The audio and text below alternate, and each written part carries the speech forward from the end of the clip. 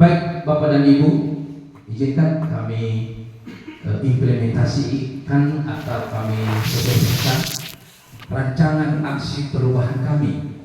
Saat ini kami sedang mengikuti Diklat PIM 3. Nama sebelumnya sekarang namanya yaitu PKA, Pendidikan Kepemimpinan Administrator, yang dimana salah seorang kami dari 4 peserta dari Kabupaten Nias, saya sedang mengikuti Diklat PIM dimaksud, dan hal ini sudah pernah saya beritahu kepada Bapak-Bapak Kades sejak tanggal 2 Juni sampai berakhir nanti tanggal 8 Oktober, jadi kurang lebih 4 bulan. Di sini juga hadir langsung mentor saya atau pembimbing saya, pengarah saya, yaitu Bapak Bupati Nias yang langsung diwakili oleh Bapak Asisten 1. Jadi makanya di meja ini saya selaku sebagai project leader atau pimpinan proyek ini, Bapak Asisten sebagai mentor, sementara Bapak dan Ibu stakeholders ini termasuk Bank Sumut, Kominfo, BPKPD dan Dinas Sosial adalah stakeholders kita. Tetapi di tim kita, di tim efektif kita, Bapak Kepala Desa adalah ujung tombak sebagai pelaksana eksekutor di desa atau di lapangan. Jadi Bapak Ibu, implementasi aksi perubahan ini saya angkat satu branding atau judul inovasi saya, yaitu Banwada. Banwada ini nabalihe daya lamane kampung halaman, tempat kelahiran. Ya, jadi Banwada. Tetapi kepanjangannya, akronimnya yaitu bayar pajak untuk membangun daerah. Jadi kalau kita buat slogan itu, nanti kan ada di media sosial, saya gelorakan itu, Banwada, bayar pajak, bangun daerah. Melalui apa? Yaitu melalui optimalisasi tata kelola PBB berbasis digital di kecamatan, di Serangkai. Kenapa berbasis digital? Kalau selama ini kita hanya menunggu kapan datangnya SPPT, lalu setelah itu kita akan distribusikan SPPT melalui kepala desa. Bahkan sampai berbulan-bulan SPPT itu tidak akan sampai ke WP-nya. Makanya kita buat satu inovasi aksi perubahan organisasi kita, yaitu berbasis digital. Lanjut. Nah, aksi perubahan kita ini adalah ada kaitannya dengan visi dan misi Bapak Bupati Nias, pemerintah Kabupaten Nias. Keterkaitannya yaitu peningkatan kualitas pelayanan publik dan optimalisasi pendapatan asli daerah.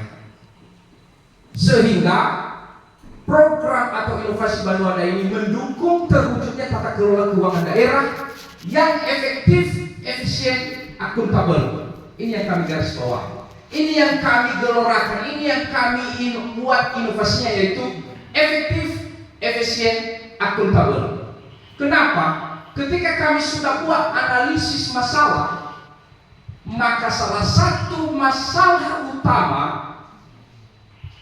tidak tercapainya target PAD di Kabupaten Nias, khususnya dari sektor PBB ini, yaitu masalah utamanya pemutakhiran data yang belum valid. Terbukti kita di Hili Serangkai dibeban pintarkan mulai dari tahun, mohon maaf Bapak dari BPKPD, kami harus sampaikan ini karena ini adalah masalah kita, dan mudah-mudahan bukan hanya terjadi di Hili Serangkai, yaitu dari tahun 2015 sampai 2024 piutang kita 117 juta. Silakan tampilkan. Bahkan ada data dari 2015 sampai 2020, data itu peserta siapa yang berutang itu, siapa wajib pajak yang menunggak itu belum dapat ditelusuri. Sehingga kita ditagih-tagih, dan ini sudah menjadi temuan MAP dari BPK. Jadi bagaimana kita bisa menagih warga, sementara namanya kita tidak ada. Akhirnya inilah kami angkat ini, bagaimana optimalisasi tata kelola khususnya dalam hal pendataan, verifikasinya, pemutahiran datanya. Sehingga dari tahun 2015 sampai 2024 itu yang bisa kita telusuri hanya dari tahun 2021 sampai 2024 yang saat ini sedang kita verifikasi by name dan by address. Dan hal itu kita sudah verbalkan dan kita sudah kirim ke bapak-bapak kepala desa siapa yang menunggak itu dari 2021 sampai 2024. Sementara 2020 sampai 2015 belum bisa kita sampaikan datanya siapa subjek dari penunggak piutang itu, karena kita menunggu, kita bekerja sama. Bagaimana cara, apakah nanti kita akan minta dari KKP Sibolga, karena database-nya itu dari sana tahun 2015. Akhirnya Bapak Ibu, saat ini itu yang sedang kita kerjakan. Dan puji Tuhan, ada yang 100.000 per desa, ada juga yang 1 juta per desa. Tunggakan itu kita tidak bicara, mungkin nanti di jangka menengah atau jangka panjang nanti kita akan telusuri 2015 sampai 2020 yang sudah ada datanya dulu, yang sudah ada namanya dulu 2021 sampai 2024 itu yang kita tagih. Dan puji Tuhan, kemarin desa di Jalou ketika kita datang 100% sudah dilunasi. Tepuk tangan untuk Bapak Kades desa di Jalou. Mudah-mudahan Bapak kepala desa yang lain saya malu. Karena ada saya target di jangka pendek ini sampai tanggal 8 Oktober, saya mau piutang kita dulu yang sudah ada datanya. Sudah jelas siapa yang berutang itu, khusus PPBP 2 ini 2021 sampai 2024. Kalau boleh kita lunasi, kita tagih Bapak-bapak. Nah memang mana Bapak Kades ya pacama, lesan itu aku bisa harus pacama, lagi. Muito eu sou nomora muito na yo Bapak. Pada manera Bapak Kades, ilamo gue 31 September no lunas PBB, tunggakan PBB sekecamatan di Seragen Indonesia itu Bapak Kades. Syukur. Artinya lehade akuat mulai yang sisa untuk ujian atau seminar akhir. Oleh karena itu Bapak dan Ibu, lanjut. Tentu ada dasar hukumnya kenapa kami angkat ini. Ada undang-undangnya mulai dari Undang-Undang Nomor 28 sampai Peraturan Bupati. Dan terakhir adalah Surat Edaran Bapak Bupati Nias 2024 yang lalu atau setahun yang lalu, yaitu tentang kewajiban masyarakat dan kepatuhan serta sanksi. Makanya hari 2 minggu yang lalu ada surat camat kepada Bapak Kades tidak lagi menandatangani surat keterangan tidak mampu bagi mereka yang belum lunas pajak. Dilunasi dulu pajaknya, baru kita keluarkan surat keterangan tidak mampukah pengurusan BPJS kah dia, maka mulai juga dari beberapa minggu lalu setelah kita edarkan surat itu tidak ada juga surat dari Bapak Kades yang bypass untuk mengeluarkan surat keterangan tidak mampu. Ini bentuk motivasi dan bukan hukuman, bukan sanksi sebenarnya, tapi kita kirim mereka, Pak, bukan lagi surat keterangan mampu yang kita keluarkan, ini formulir, silakan daftarkan pajak Bapak. Dan ini puji Tuhan dari yang signifikan sekali itu desa Wonobomi, ya, hampir 200 objek pajak baru eksertifikasi Pak Bupati. Kemarin kami sudah terima data di HKPN dari BPKP sehingga naik signifikan. Mudah-mudahan desa yang lain juga mengikuti. Begitu juga desa saya di Orahili Danoi, lebih 200 BP baru mendaftar.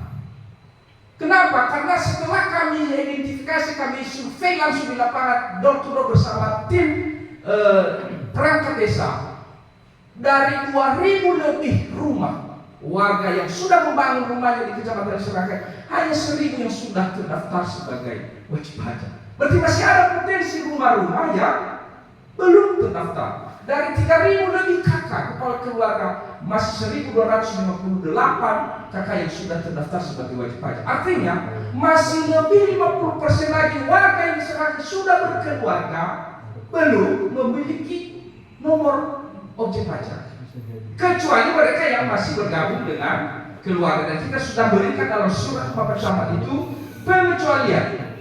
Anak-anaknya belum membagi, misalnya orang tua yang belum membagi harta warisan, maka dianggap itu masih pajak yang bergabung atau masih tertera dalam WP orang tua.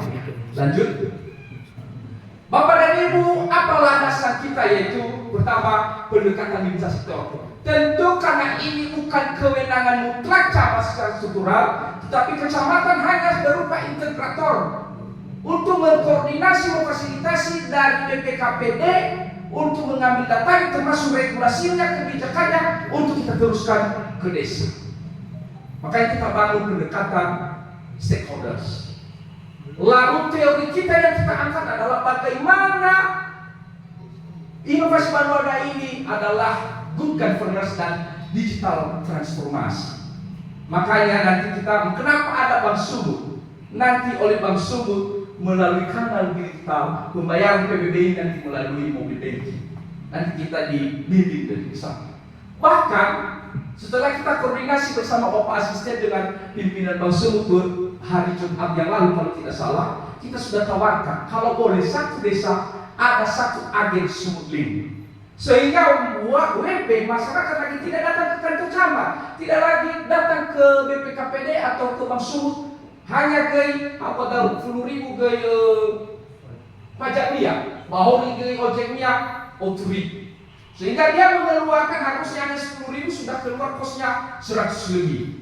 Maka dengan ada misalnya nanti di desa itu ada agen Sumut Link, maka oleh WP membayarkan pajaknya melalui link Bank Sumut. Makanya kita hadirkan Bank Sumut hari ini. Oleh karena itu Bapak Ibu, lanjut. Makanya hari ini kita akan melakukan sosialisasi ini. Lanjut. Ini penggunaan metode melalui Sumut Link. Kedepannya nanti maka oleh kecamatan ini senanti akan membuat dashboard digital. Ada contohnya, silakan dibuka. Di sana nanti kita akan bisa monitoring, memantau perkembangan perpajakan, siapa yang sudah melunasi. Ini dia dashboardnya, ada link kita bagi. Lalu ini hanya spesifik untuk inovasi Banuada. Nanti kita akan kembangkan menjadi dashboard kecamatan di Serangka yang terkoneksi seluruh kegiatan pemerintah kecamatan. Mungkin nanti kita akan ada nanti data dari BPS, ada nanti dari Kominfo, dari Dinas Sosial, dan juga khusus pajak. Ini hanya dashboard dulu, silakan tampilkan Pak ID dia dashboardnya Banuada. Jadi inilah program kita yang terkoneksi atau terdigitalisasi. Makanya kita angkat itu melalui optimalisasi tata kelola PBB 2 berbasis digital. Bukan kita ciptakan aplikasi, karena kita tidak diizinkan untuk membuat aplikasi, tetapi kita hanya mengembangkan, memanfaatkan digital yang sudah tersedia. Nanti di link ini, di bio link ini nanti ada Google Form, ada Drive Google, ada WA Group, bahkan ada Facebook pemerintah Kabupaten Nias, ada website, dan ada juga layanan seperti WA atau kontak person yang dihubungi oleh masing-masing WP atau perangkat desa. Oleh karena itu, lanjut.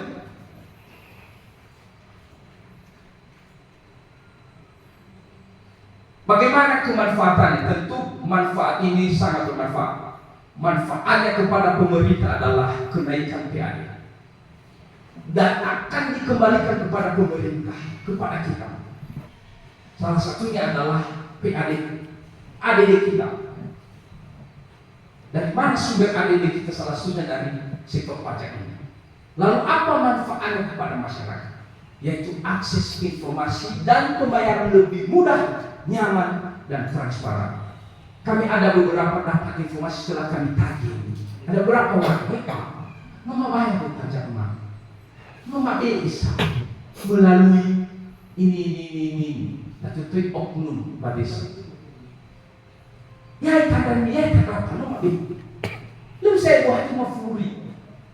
Tetapi ya, karena mungkin error kita, lalai kita, sehingga nunggak terus. Oleh karena itu, Bapak dan Ibu, apa manfaatnya lagi kepada masyarakat, yaitu BPJS Kesehatan? Ya, mungkin ke depan nanti setelah Bapak Perbu Bupati keluar, maka nanti bagi mereka yang tidak terdaftar sebagai BP, ya salah satunya kerugian adalah terpaksa mereka kalau mereka sakit harus biaya mandiri. Coba Bapak dan Ibu, ya kita berobat di klinik, misalnya klinik sehat, klinik tabita tanpa BPJS. Di sini ada apa ya? Mayoritas sekali oknum dalam ya terima kasih. Nah, ada 1 juta. Tetapi dengan adanya BPJS, memang tidak gratis, tetapi ditanggung oleh daerah melalui PAD, maka Bapak dan Ibu ketika Bapak dan Ibu dan keluarga sakit, maka BPJS kita atau biaya pengobatan kita sakit kita itu adalah ditanggung oleh negara. Dalam hal ini melalui funal mane jam kesda. Tapi nulo sebuah ini dalam menjadi BPJS Kesehatan. Jadi tidak setuama, tidak televisi kepada Bapak Kepala Desa. Bapak Kepala Desa juga nanti bersama Bapak PD silakan himbau masyarakat kita, ya, agar mereka yang belum terdaftar sebagai wajib pajak agar segera mendaftarkan sebagai wajib pajak. Indikator keberhasilan inovasi Banwada ini adalah wujudnya komitmen bersama. Ya, dengan kita mengusung semangat Banwada ini, maka kami yakin, ya, kita secara tidak langsung sudah membangun daerah kita, sudah membangun desa kita. Sebelum kami menutupnya, lanjut, ya, kami sudah buat cuplikan video selama aksi perubahan ini. Nanti mohon koreksi kalau ada yang perlu ditambah-tambahkan. Ini belum kami bisa publis ya, karena belum koordinasi dengan Kominfo dan juga mentor dan juga Bapak-Bapak Kades. Kalau ada nanti tambahan, maka kami akan terima, kami tampung. Ini sebagai bahan atau draft kepada kami ketika kami nanti presentasi.